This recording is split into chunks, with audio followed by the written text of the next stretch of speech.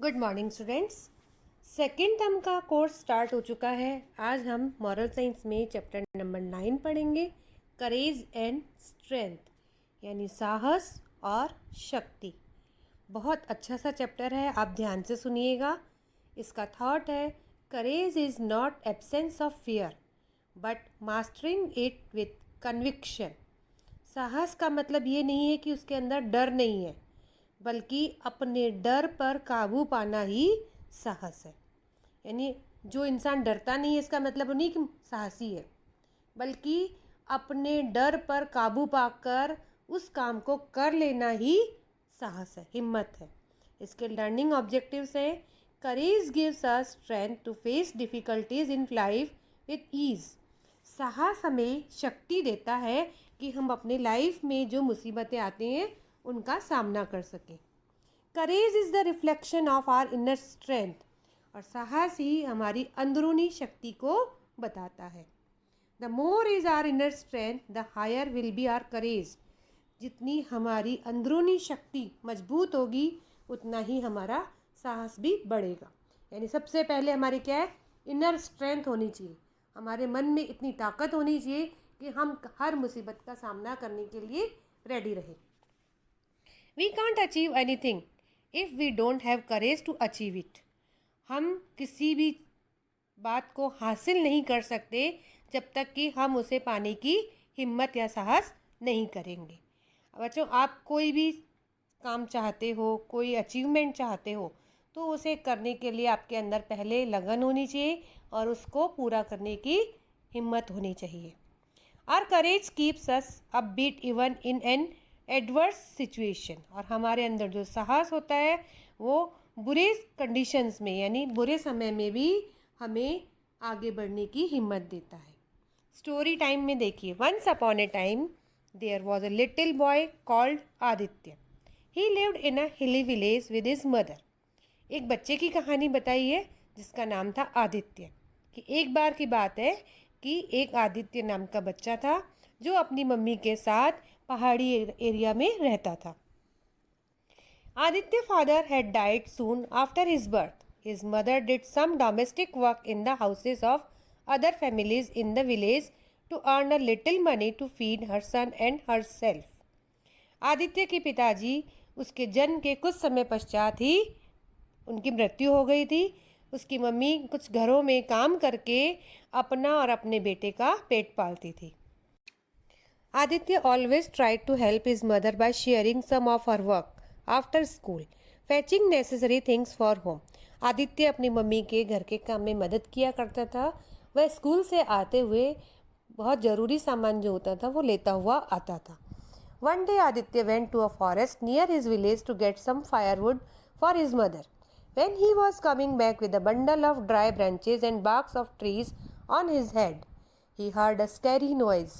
It sounded like a dangerous animal close by. एक दिन आदित्य अपने गांव के पास में के जंगल में ही कुछ लकड़ियां लाने के लिए गया था। जब वह सूखी लकड़ियों का बंडल अपने सिर पर लेकर वापस आ रहा था तो उसे बहुत डरावनी आवाज़ सुनाई दी। उसे लगा कि उसके पास में ही कोई एक खतरनाक जानवर है। Aditya looked around himself and saw a pair of bright shiny eyes looking at him from behind a bush. Then he saw a fierce wolf slowly moving towards him. He was scared, but he did not run. Instead, he gathered all his courage and looked back into the shiny eyes of the wolf. Aditya ने चारों तरफ देखा, तभी उसे झाड़ियों के पीछे से दो चमकीली सी आंखें दिखाई दी। उसने देखा कि एक भेड़िया जो था डरावना, वो धीरे धीरे करके उसके पास चलता हुआ आ रहा था। वह डर गया, लेकिन वह भागा नहीं। उसने अपनी सारी हिम्मत को इकट्ठा किया और उस भेड़िए की आंखों में, चमकीली आंखों में वह देखने लगा। He was only a little boy and he would not have been able to defend himself if the wolf attacked him, but he remained firm and fearless.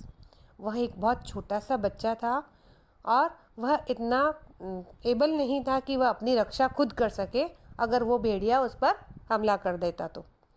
लेकिन उसके बाद भी वह निडर होकर वहीं पर एकटक खड़ा रहा। The wolf again looked at Aditya in a very threatening way, but Aditya did not panic. He took out a branch from the bundle of his head and waved it towards the wolf, giving the signal that he would fight back if the wolf attacked. भेड़िए ने आदित्य को एक धमकाने वाली तरीके से घूरा, देखा उसको, लेकिन आदित्य फिर भी नहीं डरा. उसने क्या किया, उसके सिर पर जो लकड़ियों का बंडल था उसमें से एक टहनी निकाली और उसे ऐसे लहराया जैसे यह उसे बता रहा हो कि अगर भेड़िया उस पर अटैक करेगा तो वह उस हमले के लिए रेडी है. The wolf kept looking at Aditya for a while but it did not attack him. उस भेड़िए ने थोड़ी देर आदित्य को देखा लेकिन उस पर हमला नहीं किया. After a while the wolf has just turn around and walked away. थोड़ी देर बाद वह भेड़िया मुड़ा और चला गया. Looking at Aditya's fearlessness, it might have thought of Aditya as a very powerful man who could hurt it. उसने आदित्य को ऐसे निडर देखा और ऐसे सोचा कि आदित्य एक बहुत ही शक्तिशाली इंसान है जो उसे चोट पहुंचा सकता है. बच्चों, जानवर तब तक हमला नहीं करते, वो देखते हैं कि सामने वाला डर रहा है या फिर उसे डरा रहा है. अब उसने देखा कि वो निडर होकर खड़ा हुआ है, डर नहीं रहा, तो समझ गया कि ये कोई शक्तिशाली इंसान है और वह उसे चोट पहुंचा देगा, तो वह भेड़िया चुपचाप वहाँ से चला गया. Aditya bravely stood there till the wolf went out of sight. After that he happily come back home to his mother. Aditya वहाँ पर तब तक खड़ा रहा जब तक कि वो भेड़िया उसकी आंखों से ओझल नहीं हो गया, और उसके बाद वह खुशी खुशी अपनी मम्मी के पास अपने घर आ गया. With his greatest courage and strength of mind, Aditya had beaten the beast even without using any weapon. उसकी इस महान साहस और शक्ति के कारण ही आदित्य एक ऐसे खतरनाक जानवर से बिना हथियार से ही लड़ने में सफल हो सका.